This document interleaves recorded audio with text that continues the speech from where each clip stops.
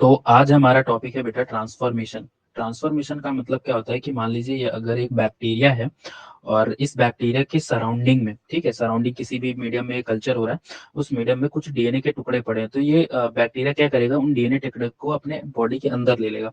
तो हम इसको बोलेंगे इंट्रोड्यूस्ड डीएनए, ठीक है। एंड इसको बोलेंगे this is the bacterial DNA. Okay.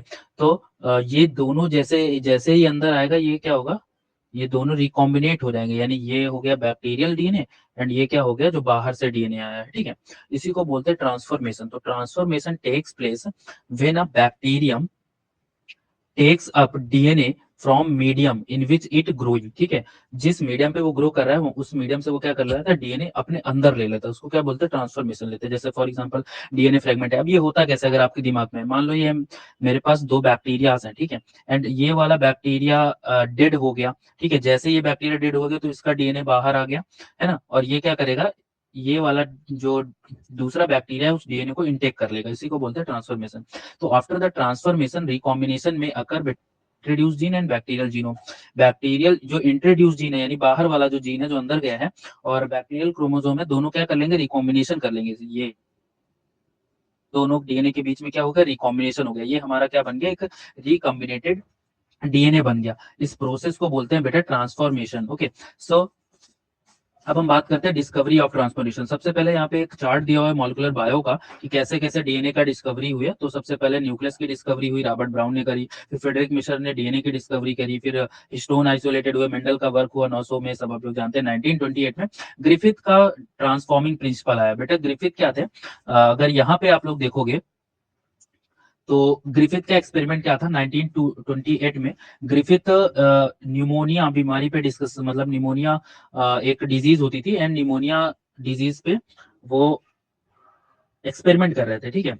तो निमोनिया जो कॉज करने वाला जो एनिमल होता है उसको बोलता है स्ट्रेप्टोकोकस न्यूमोनी, ठीक है। तो स्ट्रेप्टोकोकस न्यूमोनी के बेटा दो स्ट्रेन होते हैं, एक होता है आर स्ट्रेन, दूसरा होता है एस स्ट्रेन, ठीक है। आर जो स्ट्रेन है, स्ट्रेन का मतलब होता है किस्म, ठीक है। स्ट्रेप्टोकोकस न्यूमोनी निमोनिया कॉज करता है, और स्ट्रेप्टोकोकस न्यूमोनी के दो स्ट्रेन है, एक आर स्ट्रेन, आर यानी रफ, एंड एक होता है आपका एस स्ट्रेन, एस यानी स्मूथ, ठीक है। तो जो आर स्ट्रेन होता है ये आपका नॉन वेरुलेंट होता है। नॉन वेरुलेंट का मतलब ये घातक नहीं होता है, इससे कोई भी दिक्कत नहीं होगी। अगर हम इसको किसी में इंजेक्ट करेंगे तो उसको कोई प्रॉब्लम नहीं होगी। R is rough but it non virulent, इसमें कोई भी घातक नहीं है, ये खतरनाक नहीं है। एस जो था वो वेरुलेंट है, अगर एस स्ट्रेन हम किसी में डाल दें स्ट्रेप्टोकोकस का तो उसको निमोनिया हो जाएगा and it will be die, ठीक है। तो ये हमारे पास एस स्ट्रेन है, एस स्ट्रेन यानी वेरुलेंट वाला, इसने हमने माउस को डाला तो माउस क्या हो गया, डाई हो गया। जब मैंने आर स्ट्रेन डाला तो आर स्ट्रेन डाला तो माउस जिंदा है, इसमें भी कोई भी बैक्टीरिया नहीं आया, मतलब माउस जिंदा रहता है, ठीक है। अब क्या किया गया, अ, अब क्या किया गया कि हीट किल्ड एस स्ट्रेन डाल दिया गया बेटा। क्या डाल दिया गया, ये यहाँ पे क्या है, heat killed S strain. Heat का मतलब क्या है कि मान मेरे पास एस स्ट्रेन था, उसको मैंने गर्म कर दिया। जब गर्म करेंगे बहुत ज्यादा टेम्परेचर में तो जो बैक्टीरिया होगा तो मर जाएगा, है ना। एस स्ट्रेन वाला बैक्टीरिया मर गया, तो हालांकि ये एस स्ट्रेन है बट हमने उसको हीट किल्ड करा है, तो ये यहाँ पे माउस लाइव हो गया, यानी कोई भी बैक्टीरिया रिकवर नहीं हुआ। बट अब नेक्स्ट स्टेप, यहाँ पे उनका एक्सपेरिमेंट खत्म हो जाता, बट जो नेक्स्ट स्टेप है उन्होंने उससे ही डिस्कवरी हुई है ट्रांसफॉर्मिंग प्रिंसिपल की। नेक्स्ट स्टेप में क्या करा, ये जो हीट किल्ड वाला उसने सोल्यूशन लिया था, हीट किल्ड यानी उसको गर्म करके हीट किल्ड वाला सोल्यूशन लिया था, उसमें उन्होंने आर स्ट्रेन मिक्स कर दिया। हीट वाला तो है ही है, हीट एस स्ट्रेन है, एस स्ट्रेन हीट वाला जो जिसमें एस वाले मर गए हैं, ठीक है। प्लस उन्होंने क्या ले लिया, आर उसमें मिला दिया, तो देखा माउस मर गया। अब कैसे मर गया भाई, एस स्ट्रेन तो हीट था, यानी एस स्ट्रेन तो डाई हो गए थे, बट आर स्ट्रेन कैसा था, आर स्ट्रेन भी नॉन वेरुलेंट था, वो भी नहीं मार सकता, बट माउस मर गया। इसका मतलब क्या हुआ कि यहाँ पे ये आर स्ट्रेन मान लेते हैं, ये आर स्ट्रेन वाला बैक्टीरिया रहा होगा, एंड इसके चारों ओर मरा हुआ जो एस स्ट्रेन है हीट किल्ड वाला, उसका डीएनए पड़ा होगा, एंड ये डीएनए यहाँ पे इंटीग्रेट हो गया एंड रिकॉम्बिनेशन हो गया। सो ये एकदम एस स्ट्रेन की तरीके काम करने लग गया। इसी से क्या हुआ, ग्रिफिथ के एक्सपेरिमेंट की डिस्कवरी हुई, यानी ग्रिफिथ ने ट्रांसफॉर्मिंग प्रिंसिपल दिया कि जो एक डीएनए है वो दूसरे डीएनए दूसरे बैक्टीरिया में ट्रांसफॉर्म हो जाता है, ठीक है। तो उन्होंने यही सब बात लिखा है, वेरुलेंट स्ट्रेन यानी डिजीज कॉजिंग, स्मूथ वाला था, एंड नॉन वेरुलेंट यानी जो डिजीज कॉज नहीं करता, रफ कॉलोनीज होती है वो रफ हो गए, ठीक है। तो जो नॉन वेरुलेंट थे वो पॉलीसेक्राइड कोट उसमें नहीं पाया जाता था, वेरुलेंट में पॉलीसेक्राइड की कोट पाई जाती है, ठीक है। अब फिर हमारे पास क्या हुआ है, अब हमको जब ट्रांसफॉर्मिंग प्रिंसिपल एकदम से चेक करना था कि एक्चुअल में क्या ट्रांसफॉर्म हुआ है। अभी ये चीज हमको ये नहीं पता था कि डीएनए ही ट्रांसफॉर्म हुआ है, वो तो मैंने आपको आगे का बता दिया। बट एक्चुअल में ये नहीं पता था क्या, ये तो पता चल गया था कि कुछ एस स्ट्रेन से, हीट किल्ड एस स्ट्रेन से आर स्ट्रेन में आया, बट एक्चुअल में क्या है वो चीज यहाँ पे डिस्कवर नहीं हुई थी। फिर हमारे कितने, हमारे 3 साइंटिस्ट आए बेटा, अवेरी, मैक्लियोड एंड एमसी कार्टी, ठीक है। अवेरी, मैक्लियोड एंड एमसी कार्टी, ठीक है। उन्होंने करा क्या, अवेरी, मैक्लियोड एंड एमसी कार्टी ने क्या करा, उन्होंने 3 सोल्यूशन बना लिए, जो हमारा हीट किल्ड एस स्ट्रेन था प्लस आर स्ट्रेन था, ठीक है। इसने क्या कर दिया था, माउस को मार दिया, उसमें 3 उन्होंने केमिकल बना लिए, ठीक है। अब पहले केमिकल में उन्होंने डाला डीएनएस, ठीक है। दूसरे वाले केमिकल में डाला आरएनएस, तीसरे वाले केमिकल में डाला प्रोटीएस, ठीक है। उनको पता करना था कि जो ट्रांसफॉर्म होने वाली चीज है वो डीएनए है कि आरएनए ट्रांसफॉर्म हुआ है कि प्रोटीन ट्रांसफर हुआ है, ठीक है। ये तो पता चल गया था कि भाई कुछ ना कुछ तो वहां पे गया, तभी तो आर स्ट्रेन वायरुलेंट हो गया। तो वो एक्चुअली में क्या है, तो हेट किल्ड एस स्ट्रेन में उन्होंने सबसे पहले डीएनए डाला। तो डीएनए का मतलब क्या है कि यहाँ पे डीएनए इसमें मर जाएगा, इसमें डीएनए हट चला जाएगा, डीएनए तो को तोड़ देगा, यहाँ पे आरएनए को तोड़ देगा, यहाँ पे प्रोटीन को तोड़ देगा। तो जब आरएनए टूटा तब भी ये एज एस स्ट्रेन काम करता था, एस स्ट्रेन यानी ये माउस को मार देता था, ठीक है। प्रोटीन टूटा तब भी ये एस स्ट्रेन के तरीके काम करता था, यानी माउस को किल कर देता था। बट जब डीएनए टूटा तो वो आर स्ट्रेन की तरीके काम करने लग गया, यानी माउस को नहीं मार पाता था। कहने का मतलब डीएनए ही है जो क्या करता था, जो डीएनए, भाई डीएनए हमने तोड़ दिया तो हमको ये पता चल गया कि वो जो डीएनए होने की वजह से ही आर किस में कन्वर्ट हो जाता है, एस में। इसमें हमने आरएनए को तोड़ा लेकिन डीएनए तो है, तो आर किस में कन्वर्ट हो जाता था, एस में। ये वाला आर किस में कन्वर्ट हो जाता है, एस में, क्योंकि जो ट्रांसफॉर्मिंग प्रिंसिपल ये कहता है कि डीएनए ट्रांसफॉर्म हो जाता है किसी दूसरे बैक्टीरिया में। Okay, so this is the full process. Okay, तो Avery, MacLeod and McCarty isolated and purified the transforming substance. उन्होंने क्या करा, आइसोलेट करा जो भी ट्रांसफॉर्मिंग सबस्टेंस है जो कि डीएनए था, ठीक है। तो यही सब उन्होंने करा, ये चीज मैंने आपको समझा दी।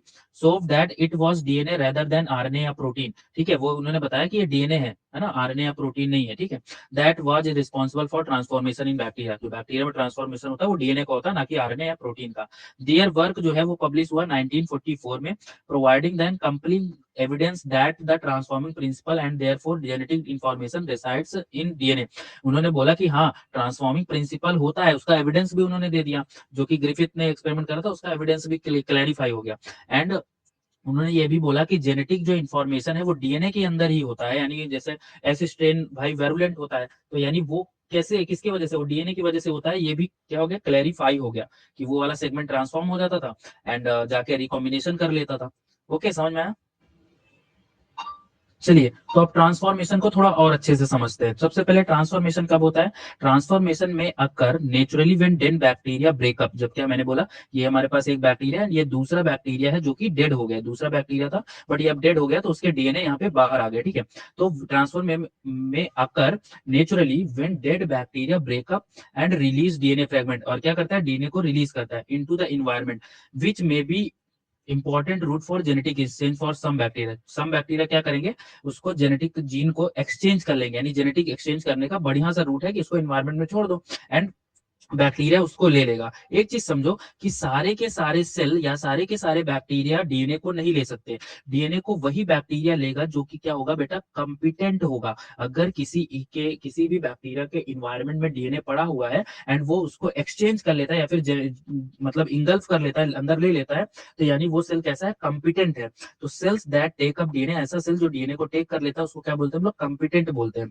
और some species of bacteria take up DNA, ज्यादातर जो डीएनए की स्पीसीज है वो नेचुरली क्या करती हैं, डीएनए को टेक कर लेती है, यानी नेचुरली वो क्या होती है, कॉम्पिटेंट होती है and more easily than other. मतलब ज्यादातर बैक्टीरिया कैसे होते हैं, वो डीएनए को ले लेते हैं, बट और सारी जो सेल्स है वो डीएनए के लिए कॉम्पिटेंट नहीं होती है। ओके, देन कंपिटेंसी, यानी ये बैक्टीरिया है, ये बैक्टीरिया डीएनए को लेगा या नहीं लेगा, वो कंपिटेंसी डिपेंड करेगी ग्रोथ स्टेज पे, उस बैक्टीरिया का ग्रोथ स्टेज कैसा है, या फिर वो डीएनए जो बाहर अवेलेबल है उसकी कंसेंट्रेशन कितनी है उस पर डिपेंड करेगा, और कंपोजिशन ऑफ मीडियम, जिस मीडियम पे वो है उसका कंपोजिशन क्या है उस पर डिपेंड करेगा, ठीक है। The DNA that competent cell takes need not be bacterial. ऐसा DNA that a competent cell take ups not be bacterial. कह रहा है कि जो डीएनए है, जो competent cell टेक करेगा, ऐसा डीएनए जिसको कॉम्पिटेंट सेल टेकअप करेगा यानी लेगा, वो जरूरी नहीं कि वो बैक्टीरियल ही हो, जरूरी नहीं कि वो बैक्टीरियल हो, इट कैन बी वायरल, मतलब ये वायरस का भी बैक्टीरिया हो सकता है, मतलब सॉरी वायरस का भी डीएनए हो सकता है, ठीक है, बैक्टीरियल डीएनए भी हो सकता है, वायरल का भी डीएनए हो सकता है, ह्यूमन का भी डीएनए हो सकता है, ठीक है। तो DNA that a competent cell take up, ऐसा डीएनए जो कॉम्पिटेंट सेल लेता है, जरूरी नहीं कि वो बैक्टीरियल ही हो, any type of DNA can be taken up, किसी भी तरीके का डीएनए टेक किया जा सकता है by competent cell under appropriate condition, but condition जो होनी चाहिए वो अप्रोप्रिएट होनी चाहिए, उसके अनुकूल होनी चाहिए। ओके, अब पढ़ लेते हैं मैकेनिज्म ऑफ ट्रांसफॉर्मेशन। ठीक है, मैकेनिज्म क्या है, सबसे पहले देखिए यहाँ पे आपका डबल स्टैंडर्ड डीएनए बाहर पड़ा हुआ है इन्वायरमेंट में, ये आपका रेसिपिएंट डीएनए जिसको बैक्टीरियल क्रोमोसोम है। सबसे पहले क्या होगा कि जो डीएनए है उस डबल स्टैंडर्ड डीएनए में से एक स्ट्रैंड जो है वो क्या करेगा, वो सेल के अंदर इंटर करेगा, ठीक है। एंड जो दूसरा वाला जो स्ट्रैंड है, ये ऐसे है, एक स्ट्रैंड जो है वो इंटर कर जाएगा ये वाला, एंड दूसरा वाला जो स्ट्रैंड है वो क्या हो जाएगा, हाइड्रोलाइज्ड हो जाएगा। ओके, ये जो सिंगल स्ट्रैंड फ्रेगमेंट है वही क्या करेगा, रिकॉम्बिनेशन कराएगा। अगर यहाँ पे देखो तो यहाँ पे सिंगल स्ट्रैंड जुड़ा है, सिंगल स्ट्रैंड नहीं जुड़ा है, ठीक है। देन क्या होगा, अब जब ये नेक्स्ट जनरेशन में जाएगा, ठीक है ना, तो व्हेन सेल रेप्लिकेट, जैसे ही सेल रेप्लिकेट करेगा या फिर डिवाइड करेगा, तो एक ऐसी सेल होगी जिसमें क्या होगा, जो रेप्लिकेशन से भाई ऐसा होगा, ठीक है, एक ऐसी सेल होगी जिसमें ये वाला डीएनए गायब हो जाएगा, है ना। रेप्लिकेशन कैसे होगा भाई, रेप्लिकेशन दो तरीके से होगा ना भाई, एक ये मान लो 5 प्राइम टू 3 प्राइम है, एंड एक ये 3 प्राइम टू 5 प्राइम है, ठीक है। एक ये वाला हमारा कैसा है, ये बाहर वाला डीएनए इंट्रोड्यूस डीएनए, और ये वाला बैक्टीरियल डीएनए। तो जब इसका रिप्लिकेशन होगा तो नॉन ट्रांसफॉर्मर बनेंगे, जब इसका रिप्लिकेशन होगा तो ट्रांसफॉर्म्ड बनेंगे। Okay, this is the mechanism of transformation. So as a DNA fragment enter the cell, जैसे ही डीएनए फ्रेगमेंट सेल के अंदर आता है, जो एक स्ट्रैंड है वो क्या हो जाएगा, हाइड्रोलाइज्ड होगा, और अदर स्ट्रैंड जो है वो मेम्ब्रेन के पास पहुंच जाता है, moves across the membrane, and may pair with homologous region, ये अपने होमोलॉगस रीजन से, अपने होमोलॉगस क्रोमोसोम से क्या करेगा, जुड़ जाएगा जाके, and become integrated to the bacterial chromosome. Okay, bacterial chromosome से इंटीग्रेट हो जाएगा। देन ट्रांसफॉर्मेशन के स्टेप्स पढ़ते हैं, ठीक है। सब डबल स्टैंडर्ड डीएनए पे उसका रिसेप्टर साइट होगा on the surface of the recipient. Okay, पे इसका रिसेप्टर साइट होगा, बैक्टीरिया में रिसेप्टर साइट्स होते हैं, तो वो क्या हो जाएगा, बाइंड हो जाएगा, उन्हें डीएनए है ये क्या किया जाएगा, अपटेक कर लिया जाएगा, सिंगल स्टैंडर्ड डोनर। ये जो डबल कन्वर्ट हो जाएगा सिंगल स्टैंडर्ड, कैसे कन्वर्ट हो जाएगा, आपका ये क्या होगा कि ये जो एक वाला एक जो डीएनए वो हाइड्रोलाइज्ड हो जाएगा, और एक डीएनए क्या हो जाएगा, इंटीग्रेट हो जाएगा, ठीक है। सो इंटीग्रेशन ऑफ ऑल और part of single standard donor DNA into the chromosome of recipient, यानी सिंगल स्टैंडर्ड क्या होगा, अभी हो सकता है।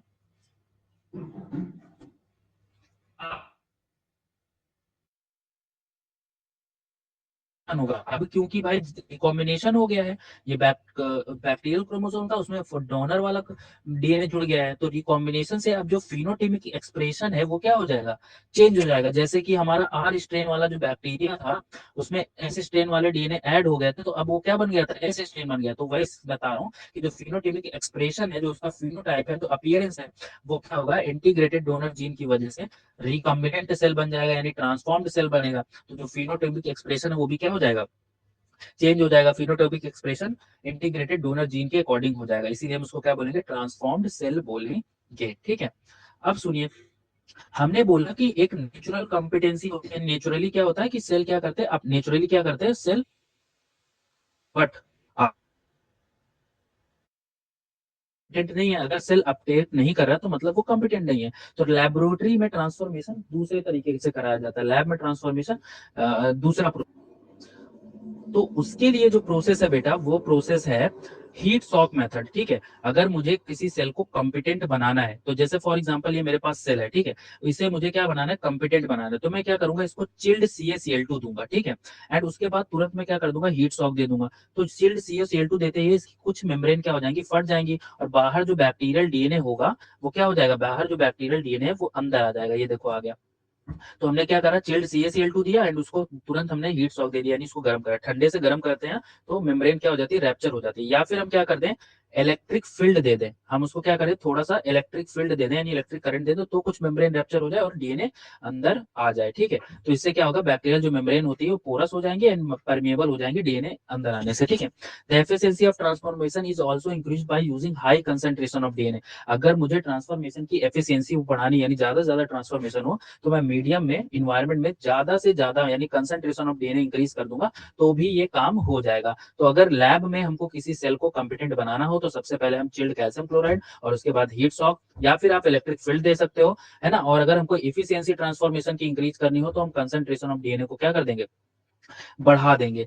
These technique make it possible to transform bacteria, मतलब ज्यादातर जो सेल्स होते हैं वो कंपिटेंट होते हैं, बट जैसे एक बैक्टीरिया है वो कैसा है, E coli is not naturally competent नहीं होता है, तो उसके लिए ये टेक्निक की जाती है। और ये टेक्निक ज्यादातर भाई ई कोलाई को हम आरडीएनए टेक्नोलॉजी में यूज करते हैं, तो आरडीएनए टेक्नोलॉजी में जब ट्रांसफॉर्मेशन करना होता है तब इस मेथड को हम लोग अपनाते हैं। चलिए, तो अब हम लोग पढ़ लेते हैं मैपिंग बाय ट्रांसफॉर्मेशन। ठीक है, तो ट्रांसफॉर्मेशन मैपिंग के लिए क्या चाहिए, ठीक है। तो ट्रांसफॉर्मेशन मैपिंग के लिए दो बैक्टीरियल स्ट्रेन्स चाहिए होंगे जो जेनेटिक ट्रेट्स में एकदम से क्या होंगे, डिफरेंट होंगे। ठीक है, यानी एक ऐसे मान लो मैंने एक बैक्टीरियल स्ट्रेन लिया ए एंड दूसरा बैक्टीरियल स्ट्रेन ले लिया बी, और इनका जेनेटिक ट्रेड्स जो है एकदम से क्या होना चाहिए, डिफरेंट होना चाहिए। ठीक है, हमने एक को माना, जैसे फॉर एग्जांपल इसको मैंने माना रेसिपिएंट, ठीक है, एंड दूसरे को मैंने माना डोनर। ठीक है, तो जो आपका बेटा डोनर होगा, डोनर के पास क्या है, कुछ जो जीन होंगे, gene like A B C, ये सब डोनर के पास प्रेजेंट होंगे। ठीक है, रेसिपिएंट के पास ये जीन नहीं होंगे, ए जीन नहीं होगा, बी जीन नहीं होगा, सी जीन नहीं होगा। ठीक है, सो रेसिपिएंट स्ट्रेन को हम बोल सकते हैं एक्सोट्रॉपिक लेना है। एक्सोट्रॉपिक का मतलब होता है ये कुछ न्यूट्रिएंट्स खुद नहीं बना सकते, है ना। ऑक्सोट्रॉपिक का मतलब क्या हुआ, ये कुछ न्यूट्रिएंट्स जो है जैसे A-B मतलब ABC इनके पास नहीं है। ठीक है, एंड डोनर कैसे होंगे, फोटोट्रॉपिक, फोटोट्रॉपिक यानी सॉरी प्रोटोट्रॉपिक। दीज आर, जो डोनर होगा वो कैसा होगा, प्रोटोट्रॉपिक। ठीक है, यहाँ पे लिखा हुआ है, उधर लिखते नहीं बनना। ठीक है, तो जो कैसा होगा, प्रोटोट्रॉपिक होगा। जो डोनर सेल होगा वो कैसा है, प्रोटोट्रॉपिक, जिनके पास एलील है A+B+C+, तो ये क्या करेगा, ये बना सकता है न्यूट्रिएंट्स को। एंड इसके पास जो स्ट्रेन होगा मतलब रेसिपिएंट है A-B-C-। ओके, करना क्या है कि डीएनए जो है डोनर सेल से हम क्या करेंगे, आइसोलेट कर लेंगे और प्यूरिफाइड कर लेंगे। जो डीएनए है A+B+C+ एलील वाले, उनको हम क्या कर लेंगे, डोनर सेल से आइसोलेट कर लेंगे एंड उनको प्यूरिफाई किया जाता है। इस डीएनए को बाद में रेसिपिएंट के साथ यूज करते हैं। ठीक है, recipient stain is made competent, recipient जो बैक्टीरिया है लाइक ए बैक्टीरिया है उसको हम कॉम्पिटेंट बनाएंगे। अगर नेचुरली है तो कोई बात नहीं, अगर नहीं है तो मैंने आर्टिफिशियल मेथड बताए हैं। DNA from the donor is added to the medium. ठीक है, जो डीएनए है और डोनर से उसको हम मीडियम में, जैसे फॉर एग्जांपल ये हमारे पास ए स्ट्रेन है, उसको हमने क्या कर दिया, बैक्टीरिया में कॉम्पिटेंट बनाया एंड ये हमने उसको कल्चर करा है टेस्ट ट्यूब में। ठीक है, एंड दूसरा हमने इस ठीक है, बैक्टीरिया से कल्चर हो रहा है ना, वैसे बैक्टीरिया, एंड यहाँ पे हमने क्या करा है, डीएनए डाला है। This is the donor DNA and this is the recipient bacteria. Okay, so अब यहाँ पे क्या होगा, जो डोनर डीएनए के जो फ्रैगमेंट है रेसिपिएंट सेल के अंदर इंटर कर जाएगा, और ये जो फ्रैगमेंट है रेसिपिएंट के क्रोमोसोम के जो होमोलॉगस डीएनए के साथ रिकॉम्बिनेशन कर लेंगे। ठीक है, सो फ्रैगमेंट ऑफ डीएनए जो है वो रेसिपिएंट सेल के अंदर इंटर करते हैं और होमोलॉगस डीएनए से क्या कर लेते हैं बेटा, रिकॉम्बिनेशन कर लेते हैं। And cells that receive the genetic material, ऐसे सेल्स जो क्या कर लेंगे, डीएनए को अपटेक कर लेंगे, उनको हम लोग क्या बोलेंगे, ट्रांसफॉर्मेंट्स बोलेंगे, ट्रांसफॉर्मेंट्स। ठीक है, नेक्स्ट स्टेप में अब मैपिंग यहां से स्टार्ट होता है। ठीक है, देखिए एक बात आती है बेटा को ट्रांसफॉर्म की। को ट्रांसफॉर्म का मतलब क्या है, कोई भी दो डीएनए जब एक साथ ट्रांसफर होते हैं, मान लो ये दो डीएनए है बाहर एंड ये एक साथ ट्रांसफर हुए हैं एक सेल में, तो हम उसको क्या बोलेंगे, को ट्रांसफॉर्म बोलेंगे। एंड अगर मैं आपसे बोलूं कि को ट्रांसफॉर्मेशन यानी साथ साथ ट्रांसफॉर्मेशन क्यों होता है, जो डीएनए आइसोलेट करते टाइम जो डीएनए फ्रैगमेंट्स हैं, है ना, डीएनए फ्रैगमेंट्स में जो जीन एकदम पास पास होंगे, लाइक अगर ये मेरे पास डीएनए फ्रैगमेंट है, अगर ए एंड बी दोनों एक साथ थे और जब मैं हमने क्या करा, इसके फ्रैगमेंट बने, ए अलग हो गया बी अलग हो गया, अगर ये दोनों टुकड़े एक साथ ट्रांसफर हुए यानी ए और बी बहुत पास पास रहे होंगे, इसीलिए क्या हो गया, इसमें ट्रांसफॉर्म हो गए हैं। ठीक है, समझ रहे हो? जब ये डीएनए रहा होगा, लाइक ये बैक्टीरियल के अंदर डीएनए रहा होगा, तो ये ए रहा होगा एंड ये बी रहा होगा। अब इसके टुकड़े बन गए, ए एंड बी अलग अलग है। एंड अगर ये किसी सेल में ए और बी दोनों पहुंचते हैं, तो इसका मतलब क्या है कि ये दोनों पास पास में रहे होंगे। ठीक है, ए प्लस बी प्लस। तो when the DNA is transform during the isolation, isolation के टाइम में जब डीएनए ट्रांसफॉर्म होते हैं, उसके फ्रैगमेंट, सॉरी, आइसोलेशन के टाइम पे जब डीएनए के फ्रैगमेंट बनते हैं, जीन्स दैट आर फिजिकली को, जो जीन्स पास पास होते हैं, likely to be present on the same DNA fragment. मतलब उनका मतलब ये है कि वो डीएनए फ्रैगमेंट एक ही सेम डीएनए में रहे होंगे। ठीक है, एंड ट्रांसफॉर्म टुगेदर, और एक साथ ट्रांसफर हुए होंगे। ठीक है, genes that are far part, जो जो जीन्स क्या होंगे, दूर दूर होंगे, वो क्या होंगे, अलग अलग सेल में ट्रांसफर होंगे। Unlikely to be present on same DNA fragment and will be rarely transform together. वो एक साथ ट्रांसफॉर्म नहीं होंगे और वो एक डीएनए फ्रैगमेंट के भी नहीं होंगे। यानी एक डीएनए, मान लो बहुत सारे, मान लो ए यहाँ पे है एंड सी यहाँ पे है, एंड दोनों के अलग अलग फ्रैगमेंट्स है। ठीक है, सब, और ये बैक्टीरिया के अंदर अलग अलग फ्रैगमेंट, यहाँ पे ए पहुंचा तो सी नहीं पहुंचेगा। क्यों? क्योंकि ये बहुत दूर है। एंड अगर अगर ये दोनों साथ, जैसे मान लो ये है, ऐसे करके ए है, उसके बगल में बी है, एंड दोनों इसमें ए फ्रैगमेंट भी पहुंचा है और बी फ्रैगमेंट भी पहुंचा, तो इसका मतलब क्या है कि ये दोनों एक दूसरे के आसपास हैं। ओके, से स्टार्ट कर रहे थे। हम लोगों ने चर्चा ये करी थी कि अगर कोई डीएनए, किसी डीएनए के जो एलील हैं, अगर वो पास पास रहे होंगे, तो वो जो दोनों टुकड़े एक ही बैक्टीरिया में गए होंगे, इसको हम लोग बोलते थे को ट्रांसफॉर्म्ड। ठीक है, तो if the frequency of the को ट्रांसफॉर्मेशन ग्रेटर, अगर फ्रीक्वेंसी को ट्रांसफॉर्मेशन की ग्रेटर है, तो इसका कहने का मतलब होगा कि वो जो बैक्टीरिया, वो जो जीन है, वो एक दूसरे के पास में रहे होंगे। ठीक है, ये हम लोगों ने चर्चा करा। और जो दूर दूर रहा होगा, कि मान लेते हैं ये यहाँ पे ए है एंड यहाँ पे कोई सी रहा होगा, तो जाहिर सी बात है ये को ट्रांसफॉर्मेशन नहीं करेंगे, ये एक ही बैक्टीरिया में एक साथ नहीं आएंगे। ठीक है, अब अगर हम यहाँ पे देखें, तो here is the A B and C, and जब इसका ये सब लैक है, इनमें नहीं है, एंड हमने डोनर डाले A plus B plus C plus, ये सारे हमने डाले। ठीक है, अब हमको पता करना है कि हमको इसका डीएनए पता करना है कि कैसे रहा होगा। तो जब यहाँ पे देखो,